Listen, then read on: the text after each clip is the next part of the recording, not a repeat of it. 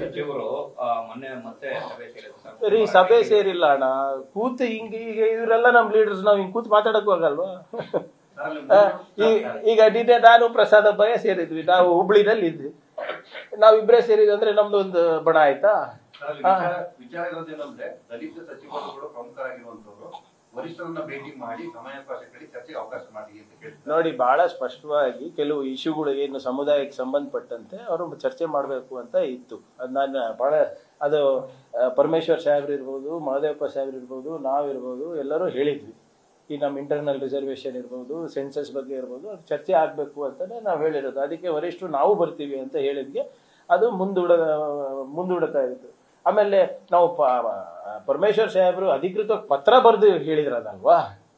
ಇದೇನಾದ್ರೂ ಏನು ಸೀಕ್ರೆಟ್ ಸಭೆಗಳು ಇದ್ದಿದ್ರೆ ಪತ್ರದ ಯಾಕ್ರಿ ಅವಶ್ಯಕತೆ? ಇಟ್ ವಾಸ್ ಅಫಿಷಿಯಲ್ ಏನೋ ಡಿಸ್ಕಷನ್.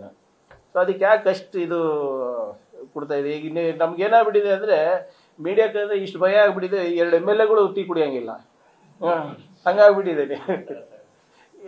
ಹೌದು, ಹೀಗೆ ಯಾವುದು ನೋಡಿ, ನೀವು ಹೆಂಗ್ ಬಿಂಬಿಸ್ತೀರಾ ಅದು ಇಂಪಾರ್ಟೆಂಟ್ ಅಲ್ಲ.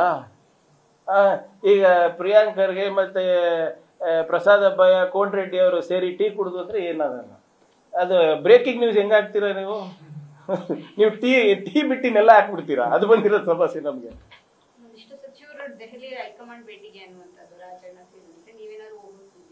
ಇಲ್ಲ, ನಾನು ಡೆಲ್ಲಿಗೆ ಹೋಗ್ತಾ ಇದ್ದೀನಿ, ಬಟ್ ಇದಕ್ಕೆ ಅವ್ರು ಯಾವ್ದಕ್ಕೆ ಹೋಗ್ತಾ ಇದಾರೆ ಗೊತ್ತಿಲ್ಲ. ನಾವು ಇಲಾಖೆ ಕೆಲಸಕ್ಕೆ ಹೋಗ್ತಾ ಇರೋದು. ಮಾನ್ಯ ಉಪಮುಖ್ಯಮಂತ್ರಿಗಳು ಚುನಾವಣೆಯಲ್ಲಿದ್ದಾರೆ, ಡೆಲ್ಲಿ ಚುನಾವಣೆ ಇದೆ. ಇನ್ನ 2 ಸಚಿವರಿಗೂ ಕೂಡ ಚುನಾವಣೆಗೆ ಹೈಕಮಾಂಡ್ ಕಟ್ಟಿದೆ. ಯಾವುದು ನಮ್ಮ ಜಿಲ್ಲೆ ನಡೆಯಲ್ಲ, ಅಲ್ಲೆಲ್ಲ ನಡೀತದಪ್ಪ. ನಾವು ನಮ್ಮ ಇಲಾಖೆ ಕಾರ್ಯ ಒಂದೆರಡು ಇದಕ್ಕೆ ನಾನು ಹೋಗ್ತಾ ಇದ್ದೀನಿ. ಪರಮೇಶ್ವರ್ ಅವರು ಮತ್ತೆ ಇವತ್ತು ಬೆಳಗ್ಗೆ ಪುನರುಚ್ಚಾರಣೆ ಮಾಡಿದ್ದಾರೆ, ಸಿಎಂ ಸಿದ್ದರಾಮಯ್ಯ ಅವರ 5 ವರ್ಷ ಆಗಿ ಸಿಎಂ ಆಗಿರ್ತಾರೆ. ಅದು ಹೇಳಿದೀವಲ್ಲ, ಎಲ್ಲರೂ ಹೈಕಮಾಂಡಿಗೆ ಬಿಟ್ಟಿದ್ದಾರೆ, ಇನ್ಕ್ಲೂಡಿಂಗ್ ಸಿದ್ದರಾಮಯ್ಯ ಸಾಹೇಬ್.